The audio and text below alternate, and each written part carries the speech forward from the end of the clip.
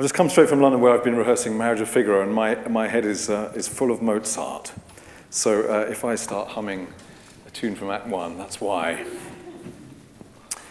So here we are to discuss puppets in opera, which I'm really delighted to do because it's something that I have a very personal interest in. And I'm here ahead of a performance in something like 3 or 4 weeks now, here in the Early Music Festival of L'Orfeo, Monteverdi's L'Orfeo, which we're doing with I Fagiolini, and some puppets, some of which I'm going to introduce you to later. So it's a real pleasure to be here, and thank you very much to the Festival Ideas for having me, and welcome. If I can just start with a little personal introduction to how I became interested in puppets. I've always been interested in sort of how things work, and I think that's why I'm a director now. So I was actually here at the University of York studying for a PhD with Peter Seymour in ornamentation in Schubert Lieder. Feels like a different lifetime. But he introduced me to the ideas of rhetoric, which of course, in a sense, the ancient Greek art of rhetoric is a study of an analysis of simply what works.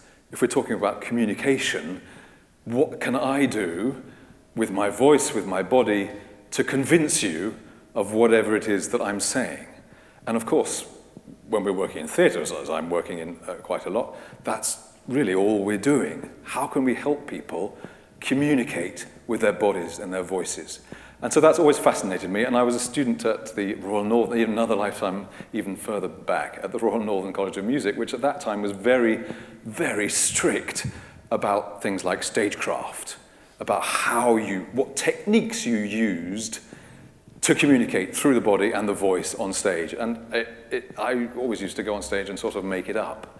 And when I went to the Royal Northern, I was really pulled up by my socks and showed that wasn't the way to do it at all. There was a discipline to it and a stagecraft. So that fed into this interest that I then grew in puppets. So before we go further into puppets, shall we just define what opera is? It's got I think it's fair to say it's got a slightly interesting reputation at the moment. I confess that I grew up not a fan. I used to play the violin and I used to sing in choirs, and it was all very wobbly and not necessarily in tune. And I didn't really have the imagination, I think, at that time to sort of stomach it. And then I started to be interested in singing, and I used to love the French singer Gérard Souzet and Lieder and French song. Do you know Gérard Souzet? 1950s in particular, yes, marvelous. If you don't know him, look him up, but don't listen to anything after about 1965. But the early 50s, absolutely wonderful, tender singing. So I began to be interested in singing for itself, and started to turn towards operatic singing. And as you'll probably know, I'm sure plenty of you sing, right? Have you had singing lessons in your life? It can be an expensive business. I had a Swedish singing teacher who used to have a picture, and this was a life-changing thing for me, of a baby in an absolute hysterical fit just above the mirror that we had to look at when we were singing. And this baby was shrieking. And her idea was, and I realize it's not a completely original idea in a sense, is that what we're doing when we're singing like an opera singer is, in a sense, imitating or recreating or being like a baby crying. And I suddenly thought, that makes quite a lot of sense. Because babies don't cry all the time. But when they do, it's loud. And they never get tired. You never get a baby going, terribly sorry. A little bit of a cold, not today. I'll do it tomorrow. And they go on for hours if necessary. And why do they cry? Hunger? Illness? Lack of sleep? Being ignored? Attention? Maybe they need their nappy changing. If you took any one of those things to extremes, if you didn't feed a baby long enough, if you didn't clean it very well, if there were sleep problems, if you ignored it long enough, what happens? Baby's going to die.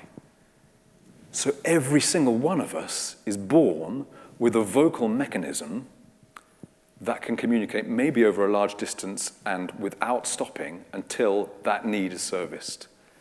It's a life and death thing. Which is why opera is always about love and death too, right? So that changed my view of what opera is. It's not about perfection in music.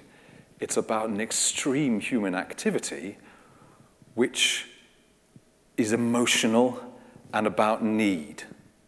So suddenly I would go to the opera, and instead of expecting to hear my favorite Puccini melody or my favorite Purcell melody, I was interested then in looking at someone who was in an extreme situation as a person, who then, and if you get a chance, ladies and gentlemen, I do recommend you ask permission first, to pick up a baby when it's crying. If it's not yours, of course, if it's yours, it's fine. And you will see, if you're interested in it at all, that they have perfect vocal technique. All that money we spend on singing lessons, their breathing, their tongue position, their jaw, and they're incredibly active. They use their whole bodies. I'm forever saying to singers, use your whole body, because we tend to sit there like that and try and sing. Whereas if we come at it from what we actually is, this human activity, then the voice works, and you won't get tired. Easier said than done. We're all grown-ups and we have other worries. But it was a fascinating thing for me, and it changed my view of what opera was, and everything I've done since then has been with that in mind. Of course, opera, the word itself comes from the Latin opus. I'm sure you know that. And the plural of opus, which means a work or a created thing, is opera. In other words, it means works or created things. So opera is, in a sense, an umbrella of storytelling, which has singing in it, has music in it, orchestral music in it, maybe has dance, certainly has other elements of theatre. And in that context, puppetry isn't such a weird thing, maybe. So if that's opera, what is puppetry? What are puppets?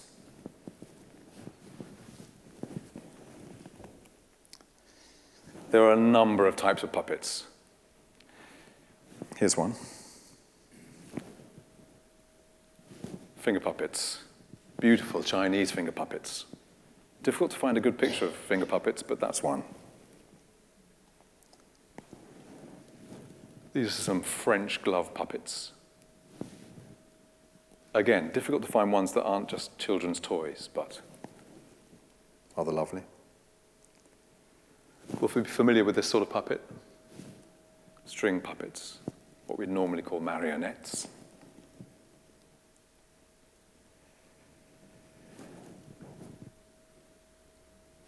This is a current, contemporary puppet company called Handspring. And what they're demonstrating is what's sometimes called Bunraku puppets. Bunraku puppetry is a very specific historical Japanese style of puppetry. But what people mean nowadays when they talk about Bunraku puppets is they mean you can see the puppeteers.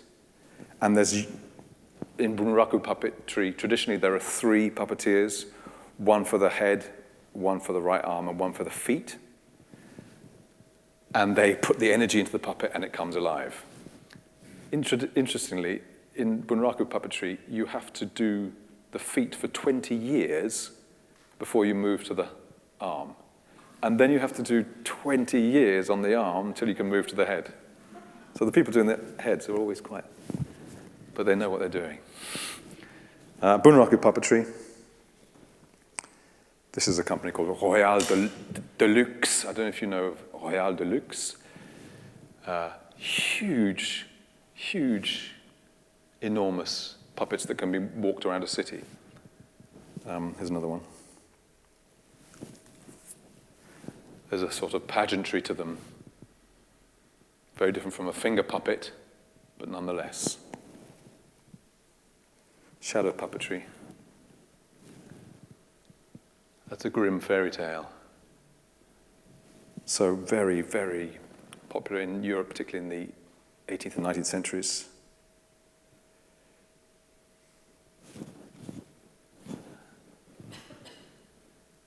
Magical, suggestive, and of course very common in the Far East. The last one here is a tabletop puppet. A bit more about tabletop puppetry in a moment, but it's so, the artistry is so apparent, isn't it? It's so, the artifice is so apparent. That's going to be interesting when we come a little further. When I began working with I Fagiolini, which was some 20 years or so ago, one of the first things I did was a production of The Indian Queen, Purcell's Indian Queen, which I don't know if you're familiar with. It's a semi-opera, and there is a lot of speech in it. And the director's idea was that the singers, of which I was one, would act out with puppets, while the actors, who were the aristocrats of the household, was the idea, and we were the servants, would speak the lines. And we weren't very good at it. And we would always be a bit behind the speech and doing obvious things like, "Hark, Montezuma," except we do, "Hark, Montezuma." And I don't know if you're aware of singer Matthew Brooks, a wonderful bass player, sung here a lot in New York, a wonderful man. He played the part of Ismeron, who is a magician. And he comes out of the cave at the summons of Montezuma to give a prophecy. And he sings the aria in the Purcell opera, "Ye twice 100 deities." I don't know if you know, that's a wonderful, wonderful piece. Instead of shuffling about on the floor with these puppets, as the rest of us were doing, he had a tabletop puppet, a little bit like this one. And I was sitting there in the room as it was rehearsed, and suddenly I got it. I got something extraordinary. And there were two key things about that moment. One was that this was a character who was coming out of the back of a dark cave, and a magician surrounded by his shamanistic accoutrements, reluctantly coming. And there was this creature on the table that had none of there was no cave, there wasn't even any light to make it dark, but here was a character that you could completely and utterly invest in. And when Matthew sang through the puppet, the ears were as open as the imagination.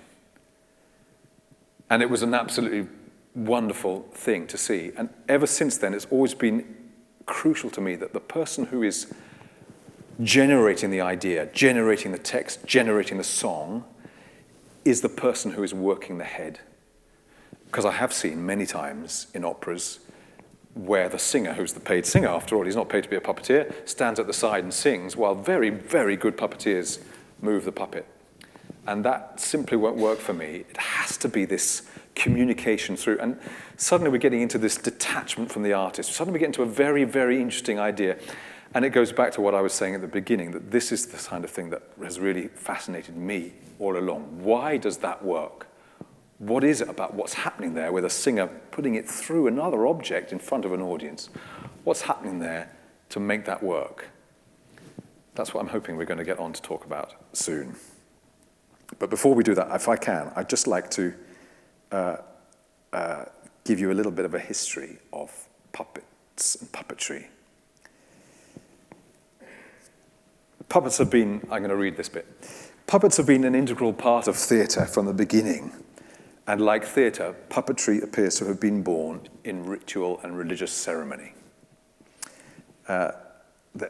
In my interest in puppets, I've come across so many interesting writers. One of them is someone called Weiyang, and writing in 1852. And he had this idea that they were used in ritual and religious ceremony and shamanistic rites. And that makes some kind of sense to us. Other people have carried on that idea. 20th century researchers, there's a visionary French theater director called Gaston Batty, early 20th century, and in Germany around the same time, Otto Spiess. It's always impressive when I give you names, isn't it? There have been other views, though, not just that they were born in ritual. Richard Pichel believed that as an art form it originated in India and was disseminated across the world by gypsies. And others, like Reich and Laufer, held that the strong role puppetry has played in the cultures of what we would call the Far East themselves originated in ancient Greece. That's a familiar idea too, isn't it? That ancient Greek theatre with masks and puppets. I'm going to come along a bit to that too. But however specific one becomes in one's search for an origin of puppetry, one is always brought back to this idea that rituals were where they were most found useful. And I think that's an idea that makes instinctively good sense to us. When humans want to communicate stories, as they have always done, they have always used objects, figures, and representations of some kind and manipulated them. Sometimes those figures are drawings on the wall of a cave, and they're not manipulated.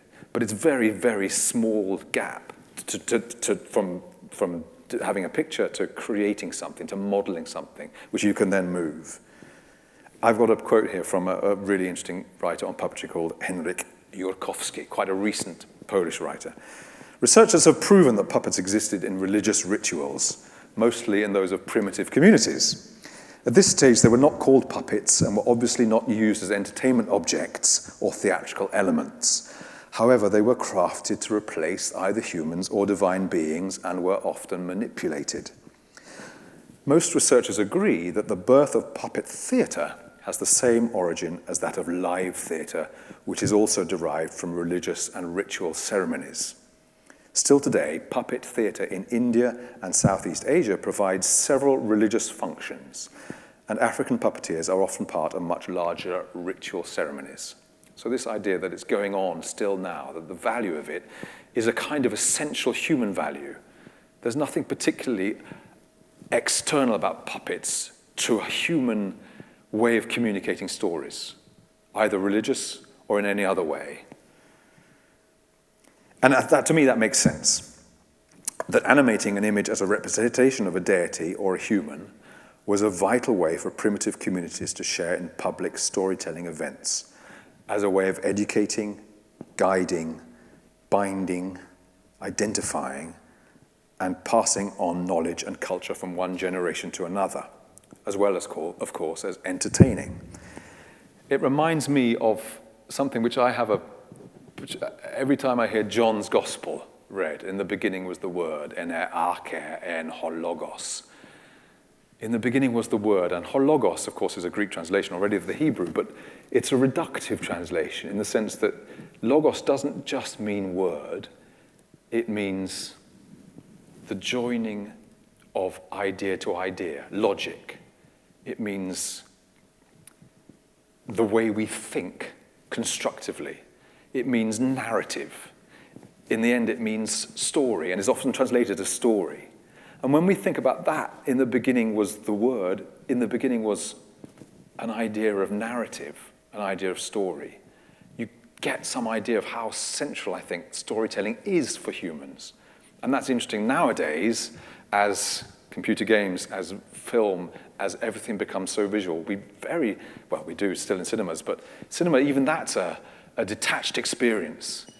But to actually get together as people in a space to have a story told to us, that's something we mustn't lose, because if we do, we're losing something very, very basic to who we are, I think, as humans. Just a thought. It makes sense, too, that this ability of puppets to represent, to idealize, in a way, a character, to symbolize a character, as well as inspire the imagination of those who are looking at it, is something that was central to, and in some cases, even preceded the development of any other form of theatre. So to sum up, I suppose, what I'm trying to say is that puppets and theatre are not only born around the same time and from the same impetus, the same starting point, but they are also absolutely trying to do the same thing. And that same thing is an incredibly human thing to do. Well, I'll come to this in a minute, but yes, I'd like to just share with you now a clip. It's a few minutes, just 3 or 4 minutes, and it's a certain type, it explains it, it's a certain type of puppetry, but I'd love to talk to you about that after we've experienced it. Renowned for its elaborate puppets and complex musical styles, the ancient Weiyang form of storytelling originated on the Indonesian island of Java. For 10 centuries, Weiyang flourished at the royal courts of Java and Bali, as well as in rural areas.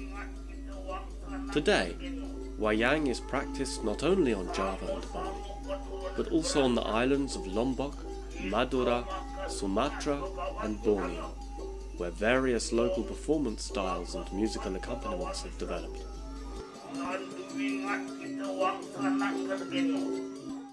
Weiyang performances are visually striking, owing mainly to the puppets themselves.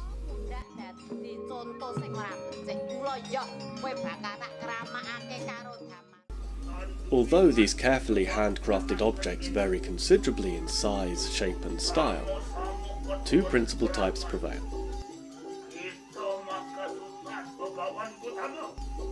The 3-dimensional wooden puppet, Weiyang Klitik or Golek, and the flat leather shadow puppet, Weiyang Kulit, projected in front of a screen lit from behind.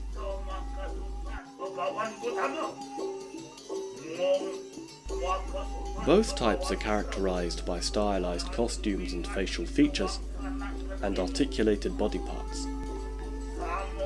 The master puppeteer, or dalang, carefully manipulates the swiveling arms by means of slender sticks attached to the puppets.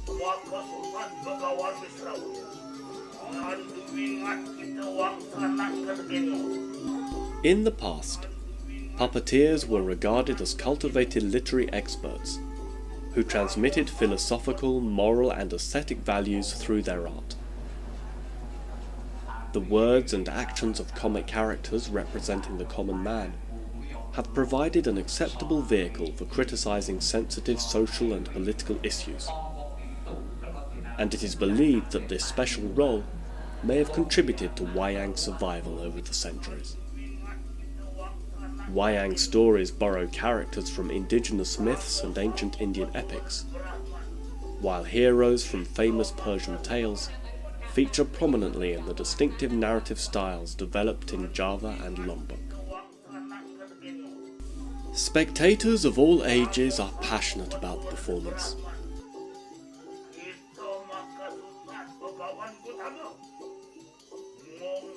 Samar, one of the most popular figures and the wise counsellor of the king and lords, comes on stage.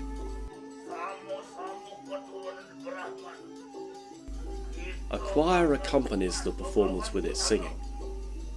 Samar crosses the stage. Samar is an important figure present in all performances. The music helps to create different atmospheres appropriate for each scene. Thanks to his master's skills, Karang is able to dance to the rhythm of the orchestra, which is conducted by the dalang, using a little bell and a small drum. The Korokora demon and Vishnu come on stage.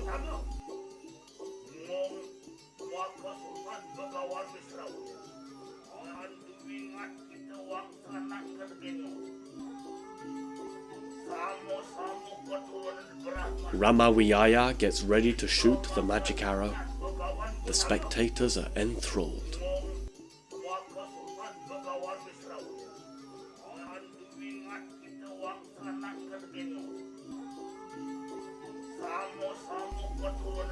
The Rarono demon is hit by the arrow.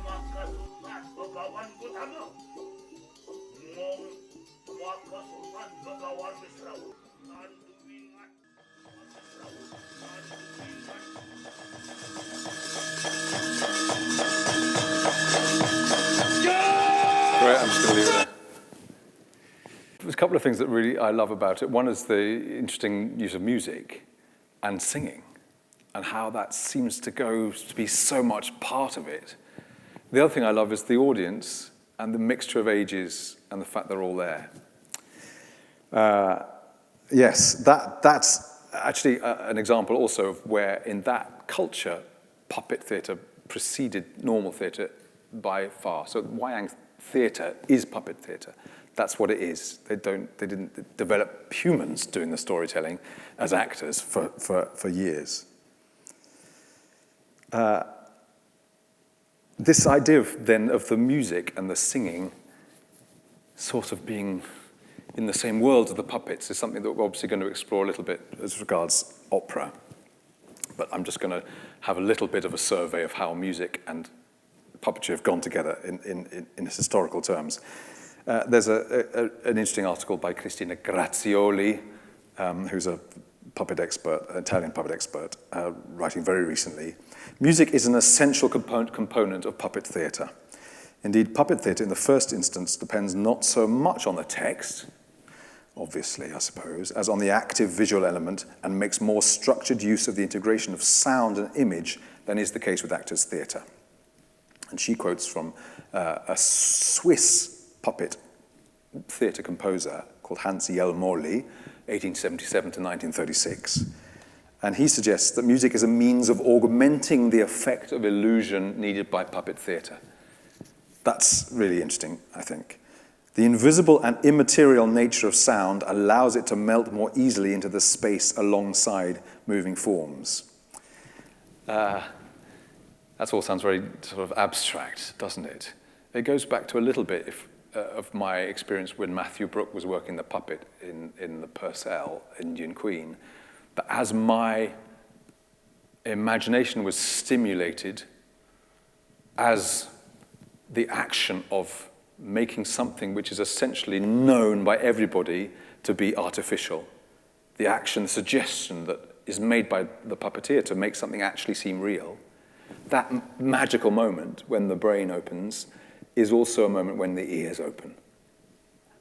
And suddenly there's an awareness in the room. I found that to be the case without fail with the work I've done so far in opera and with puppetry. It's a sense that the audience, if it goes well, are absolutely attentive and aware of what's going on. There's a rather wonderful example of this, which I'm just going to play you. It's a short clip of a film, The Double Life of Veronique. I don't know if you know that, a wonderful film by a Polish director, Krzysztof Kieślowski, in which music is conceived, it says here, and I think it's right, as an accompaniment, not as an accompaniment of the performance, but rather as an intrinsic element of the scene in which movement of the puppet is the essential element. And if you're interested in that idea of this bonding together, then I've got some more things for you which I can share afterwards. Here is a rather beautiful scene with the music.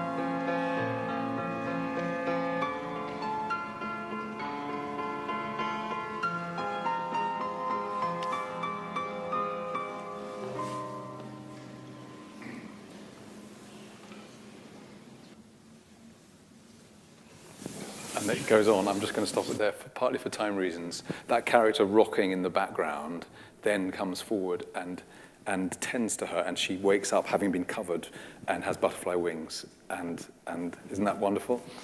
But it's so interesting to see how the music is such a part of the storytelling, with that very delicate movement and balanced storytelling through movement. It's also a really good example of something which is going to be useful in L'Orfeo and was useful for us when I did Dido and Aeneas recently with a similar approach, that puppets die very well. All you have to do is walk gently away from them, and that's it. There's no heaving of the chest or thinking they're about to get up in a minute and go and have a bow. Yes. I've actually already said this, but this is where I was going to talk about how that magical moment when we believe something to be real also opens the ears. And it brings me on to just talking briefly about some more philosophy behind why it works. Are you familiar with the writer Heinrich von Kleist, early 19th century writer who died young? And he wrote an article which is beloved by everyone who's read it that I've come across, called Über das Marionettentheater, on marionette theatre. And it's really not on marionette theatre at all, except as a starting point for larger ideas. But it's so interesting about how it uses puppetry to start a discussion about those ideas. He's in a conversation, Kleist is in a conversation with a dancer who comes every day to watch some puppetry in the street, and we'll come on to that in a minute. I keep saying that, but we will. About how puppetry was very much often a street, especially in the 17th century in Europe, of a street theatre thing. So there's a dancer watching it, and he's finding that the way that puppet can move from a single point of balance enables it to move more beautifully and more truthfully than a human ever can. And by the same token, when the puppet are acting, because they are not self-conscious, of course, they can approach the ideal of a character more than ever human can. That's a very interesting idea, and I really recommend you read that article, Über das Marionettentheater. It's easily available in English online. But it's wonderful the way it starts to introduce this idea of what puppets can mean beyond simply being objects that represent characters. Yes? I don't know it. I can look it up for you. I don't have that answer. No, it's lovely. It's a lovely piece, isn't it? I don't know if it was written especially for it. Yes, so there's this, it brings us on this philosophical way of thinking about them to ideas of how we as audience members receive the idea that the puppet is alive. And that takes us to quite Freudian ideas about projection and transference, and familiar with Winnicott's ideas of transitional objects, how someone can put something into an object in order to move on in their lives and develop. But from the audience point of view especially, one of the reasons the puppets work so well, I think, is that we project onto them. They aren't alive, they aren't real. This beautiful mask, which we'll be using in Orfeo, is a thing, but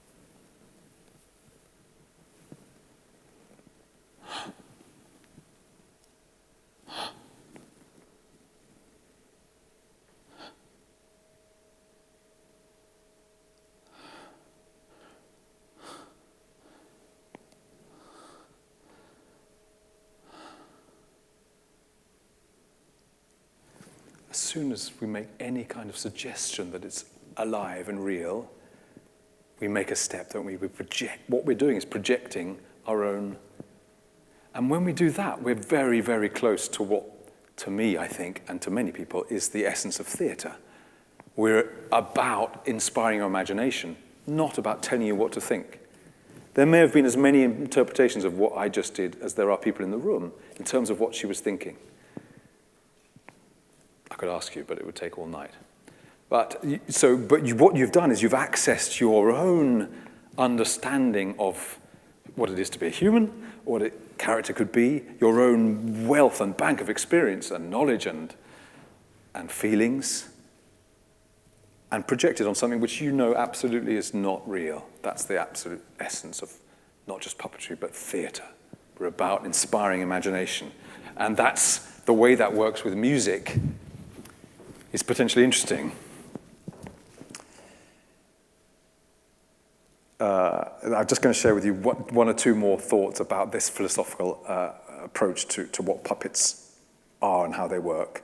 And just to share that this idea that as I've become interested in puppetry, it was wonderful but not entirely surprising to come across really serious philosophical writing about it.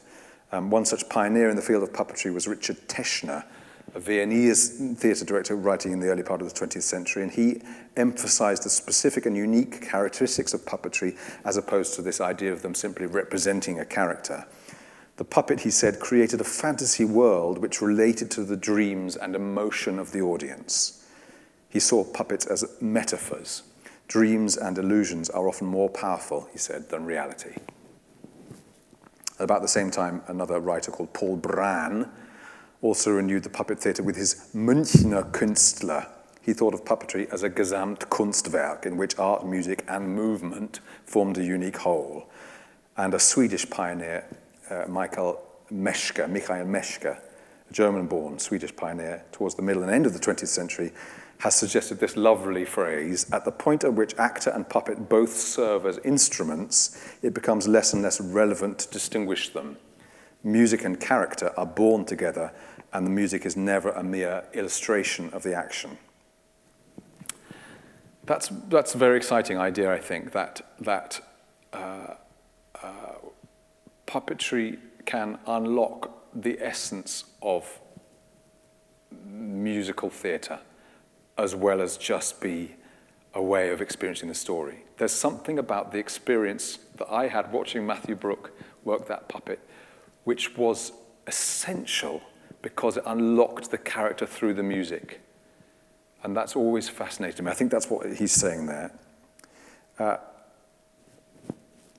Time's getting on, ladies and gentlemen, but I realize I haven't really given you any history of the use of puppets in opera. I'm going to do that fairly briefly, and then I'm just going to go on to talk a little bit about Orfeo and then share one little bit of actual puppetry with you with some music. So here we go. The first known encounter between puppets and bel canto, which is the way of describing that very classical way of singing from the early 17th century that reached its height in the 19th century in Puccini and so on, took place in France in 1647. And when you think that the first operas were happening just at the beginning of that century, we're very, very close to the beginning. And that was when a presentation of a miniaturized version of Luigi Rossi's Orfeo by puppets was given, and they were called Petits Fantoches, little phantoms. Later we have a record of Dominique de Normandin, Opéra des Bamboches, dating from 1675, with larger 4-foot puppets. That's pretty big for a puppet, imitating dance, singing, and acting.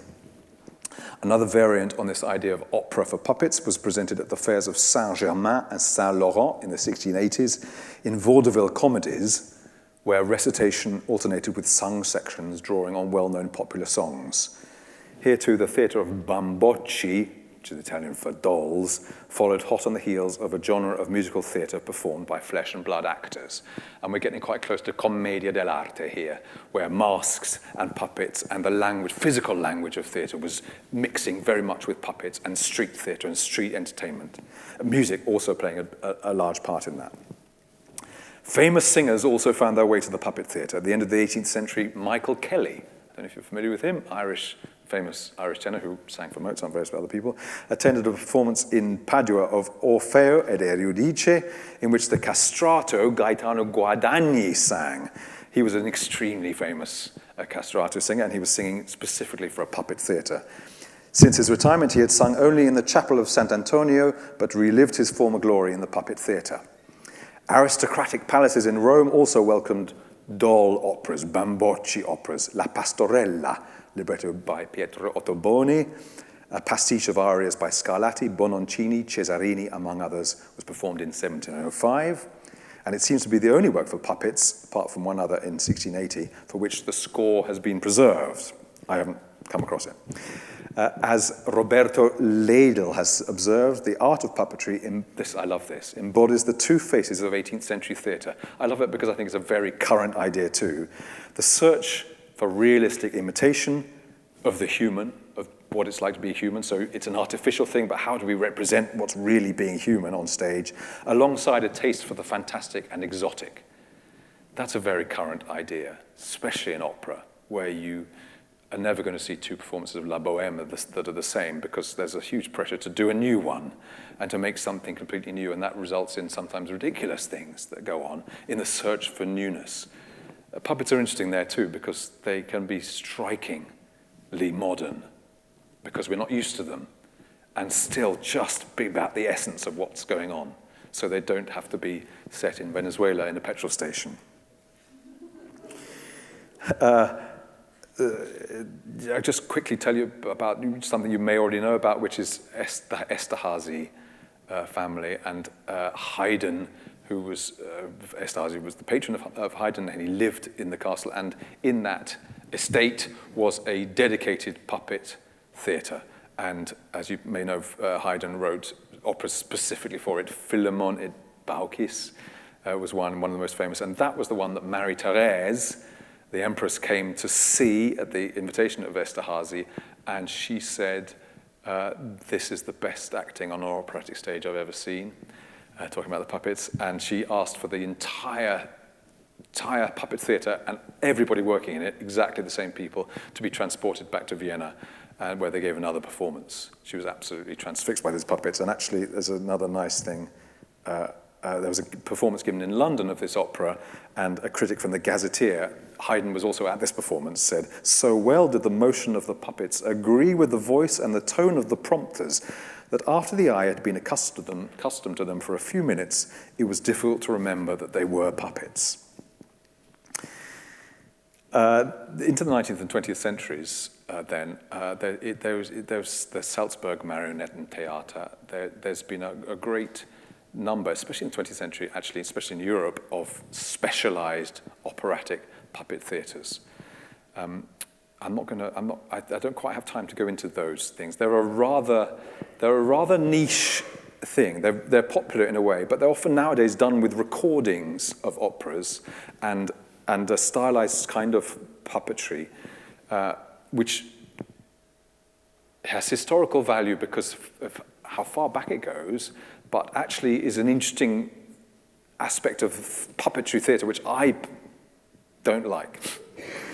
That's why I'm not going to talk about it.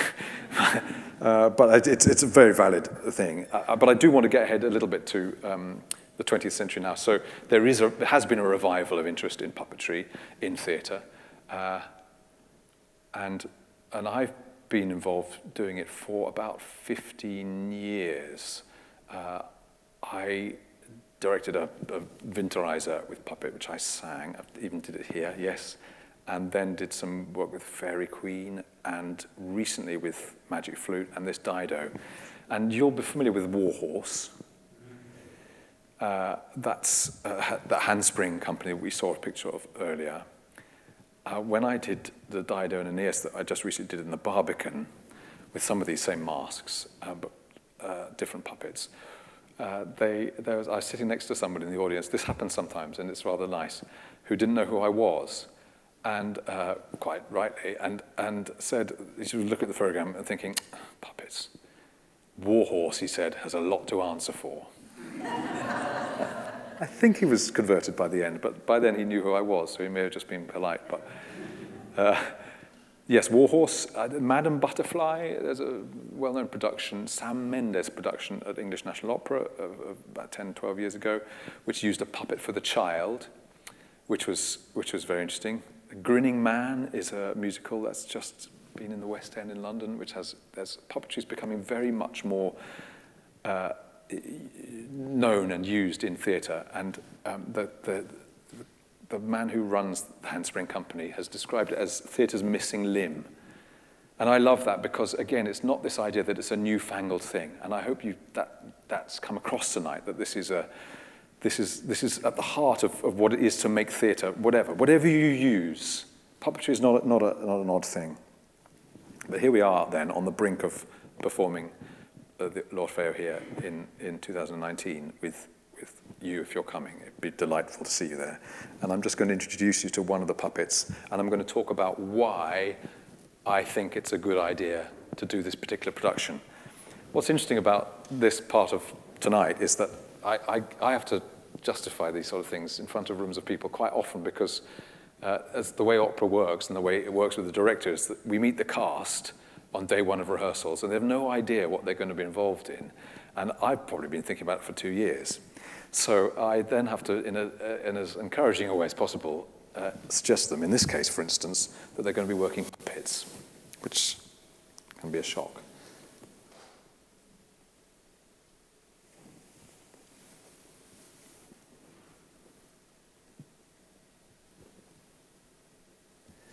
This is Euridice.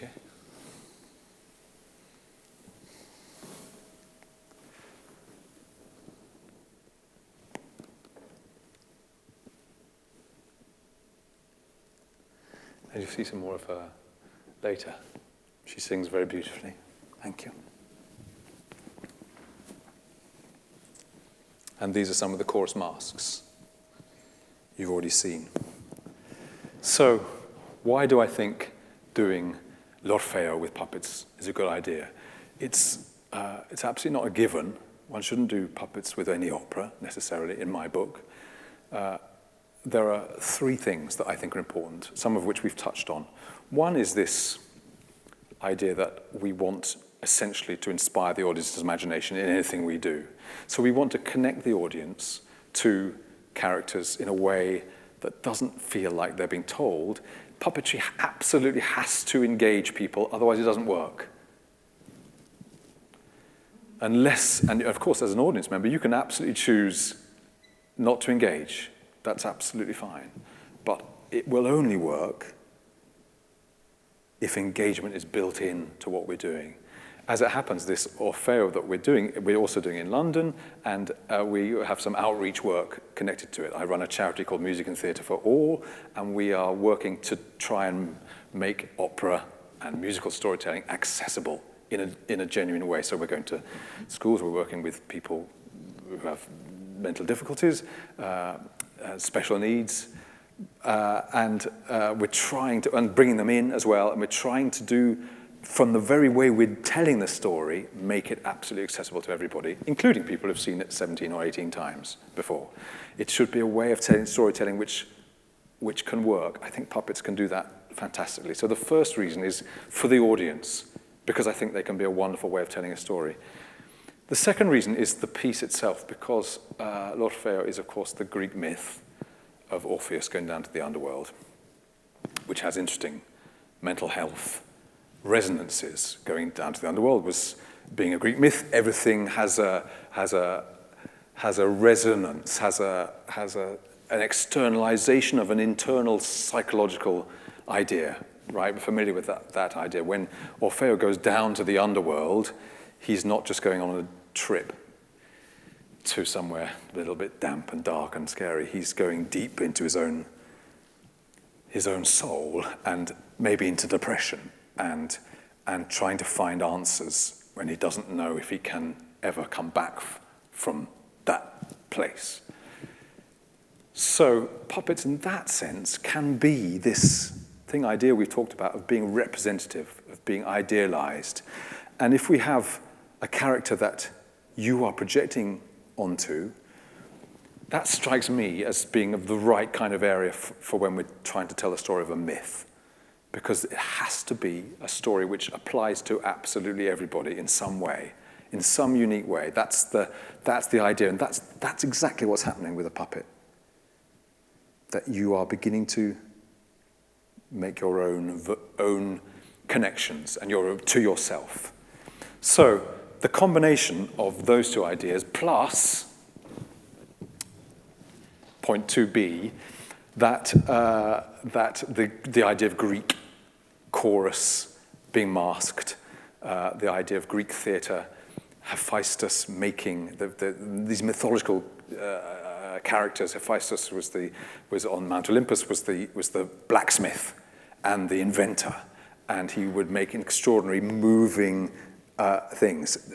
The idea of puppets is embedded in Greek myth itself, and there are stories, Herodotus, Xenophon, of actual puppet theatre going back to Greece, and I said I'd mention it again, but this idea that some researchers have had that actually that's where it all began, and then spread to India, and then the gypsies took it everywhere.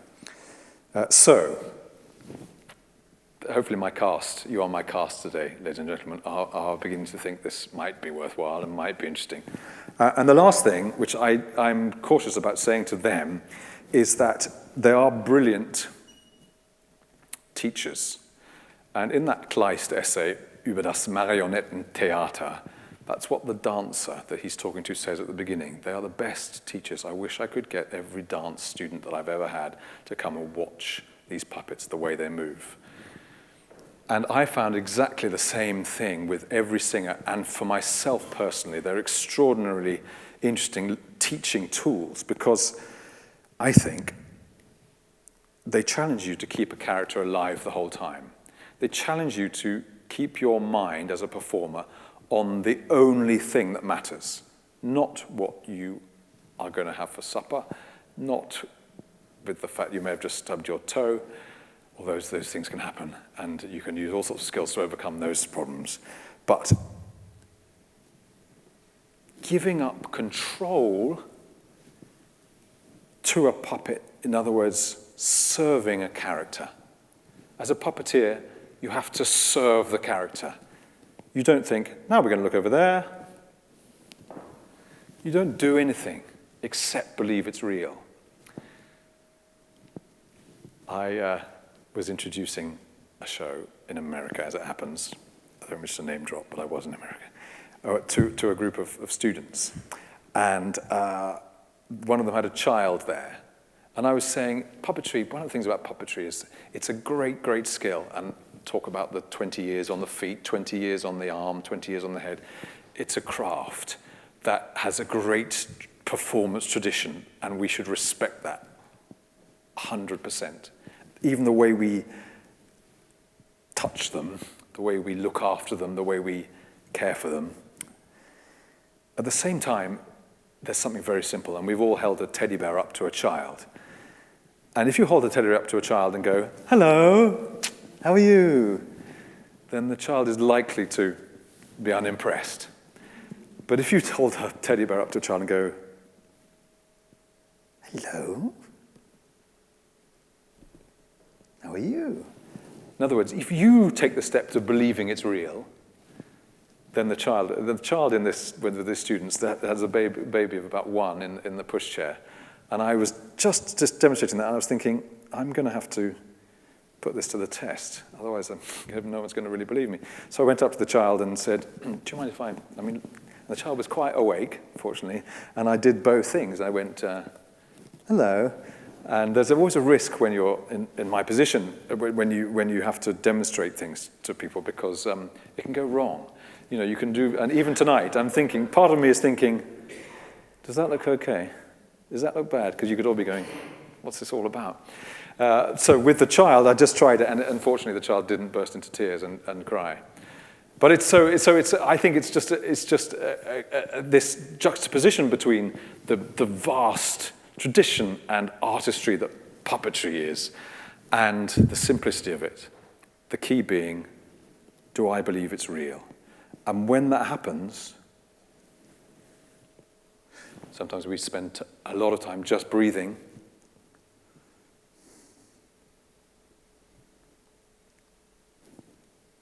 when I believe that it's real, I do not make decisions, she makes decisions.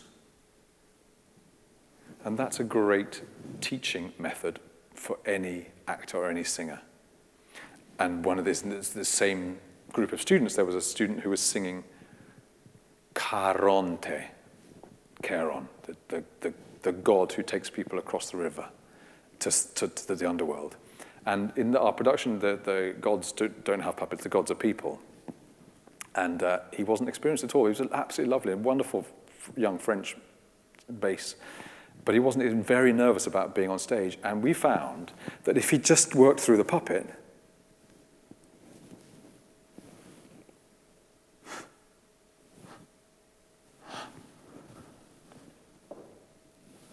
and he repeated it,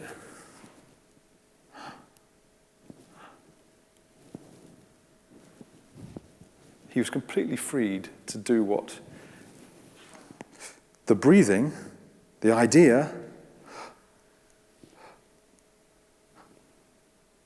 shows a thought which you then read, which is why isn't so good.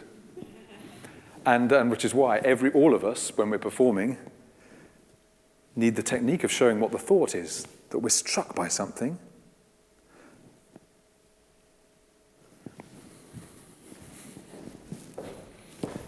So for me, ladies and gentlemen, the interesting thing about opera and puppets is not just the history and the tradition and this incredible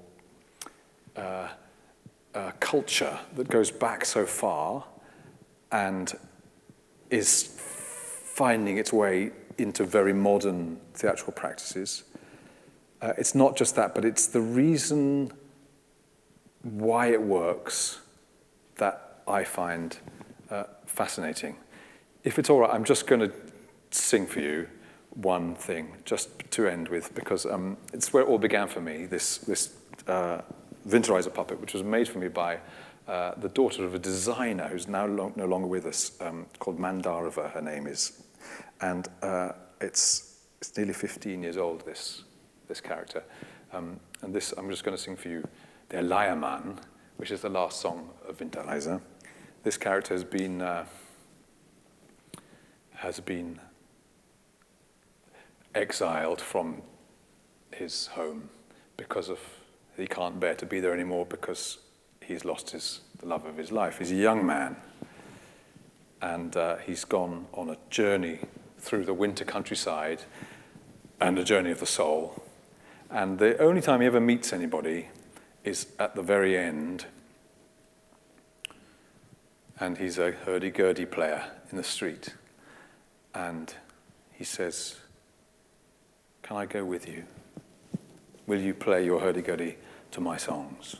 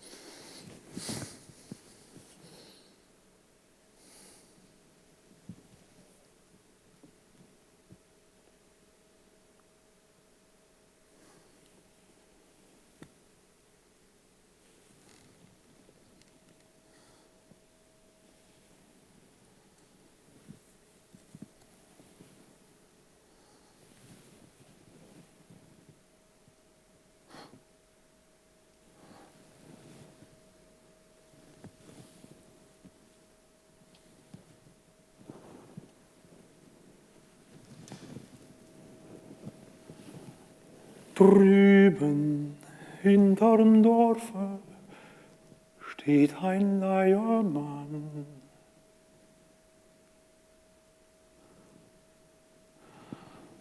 Und mit starren Fingern dreht was kann.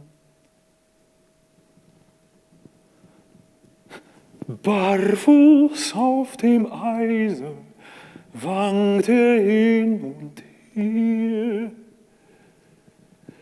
tritt und seiner Leier tritt ihm nimmer still. Tritt und seiner Leier tritt ihm nimmer still.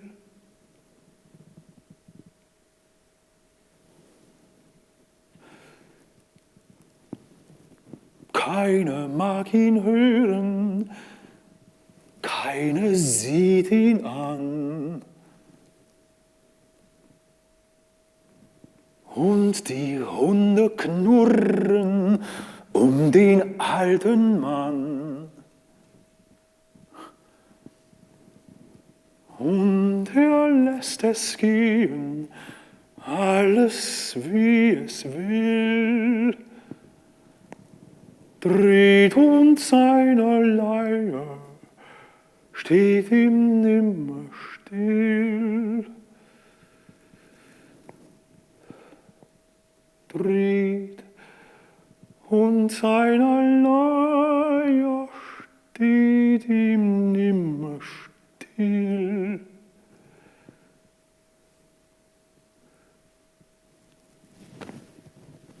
Wunderlicher Alter, soll ich mit dir gehen? Willst zu meinen Liedern deiner Leier drehen?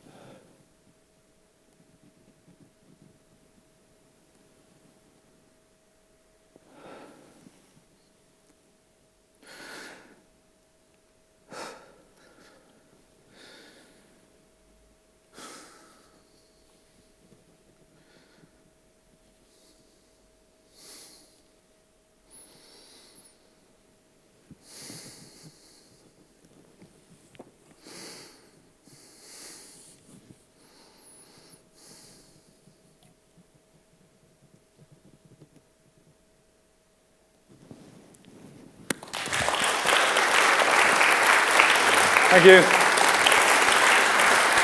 Thank you very much.